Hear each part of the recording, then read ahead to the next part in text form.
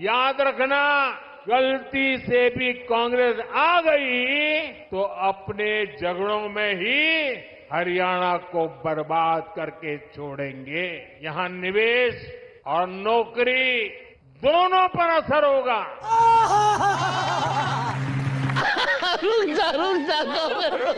तो भैया सुना, लगता है लोकसभा चुनाव की बची कुची स्क्रिप्ट मोदी जी हरियाणा के चुनाव में इस्तेमाल कर रहे हैं, क्योंकि एक बार फिर कांग्रेस की कैसेट बजने लगी।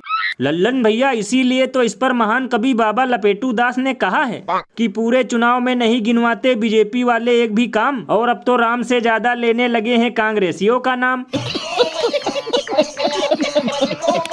मतलब भैया आजकल जुमलेबाजी से ज्यादा नौटंकी बाजी चल रही है, क्योंकि पहले हर मुद्दे में मुसलमान और पाकिस्तान की एंट्री हो जाती थी और अब हर रैली में कांग्रेस की हो रही है।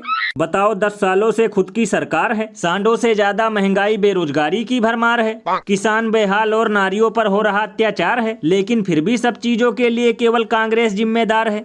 भैया इसीलिए तो लोग घनघोर बेइज्जती करते हुए ये कहते हैं कि पता नहीं पहले मुर्गी आई या अंडा, लेकिन उल्लू बनाने में पहले नंबर पर है सिर्फ यही बंदा। गजब बेइज्जती है। वैसे भैया हरियाणा के चुनाव में ये गनीमत है कि यहाँ पर बीजेपी वाले सिर्फ कांग्रेस का डर दिखाकर वोट मांग रहे हैं, और अभी तक इन लोगों ने मंदिर, मुसलमान और मंगलसूत्र का डर दिखाकर वोट मांगना शुरू नहीं किया। क्योंकि लल्लन भैया, अयोध्या की करारी हार के बाद इन लोगों को पता चल गया है कि धर्म के नाम पर वोट तो छोड़ो, अब कोई एक बीड़ी तक नहीं देने वाला। और अभी तो रुको, क्लाइमैक्स अभी बाकी है। आपको याद है दिल्ली में जिस तरह श्रद्धा वॉकर नाम की लड़की के टुकड़े टुकड़े करके फ्रिज में रखे गए थे, वैसा ही हत्याकांड बेंगलुरु में भी हुआ है। अब नाम बदल गया है, पहले श्रद्धा अब महालक्ष्मी, पहले आफताब था, इस वक्त परिवार वाले अशरफ पर आरोप लगा रहे हैं। कौन चाटा पड़ेगा ना कि ये वाला गाल दूसरे गाल में जाकर चपक जाएगा, बेवकूफ समझो। तो भैया अभी 2 दिन पहले बेंगलुरु के महालक्ष्मी हत्याकांड को लेकर ये नफरती एंकर अशरफ चिल्लाकर उसमें हिंदू मुस्लिम घुसेड़ रहा था, लेकिन अब खबर निकल कर आ रही है कि महालक्ष्मी का हत्यारा अशरफ नहीं बल्कि मुक्ति रंजन रॉय है।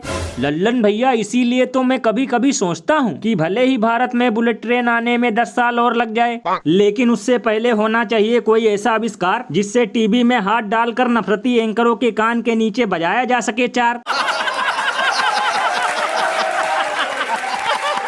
क्योंकि भैया देश को बर्बाद करने में सबसे ज्यादा इन्हीं लोगों का योगदान है, और न्यूज के नाम पर चलाते नफरत की दुकान है, क्योंकि बिना किसी जांच पड़ताल के और बिना फैक्ट चेक किए ये लोग हर मुद्दे को हिंदू मुस्लिम का एंगल देना शुरू कर देते हैं।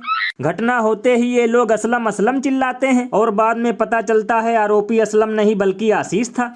भैया इसीलिए तो लोग घनघोर बेइज्जती करते हुए ये कहते हैं कि देश में मुसलमान और पड़ोस में पाकिस्तान न होता तो ये ससुरे भूखे मर जाते या किसी सिग्नल पर कटोरा लेकर खड़े हो जाते।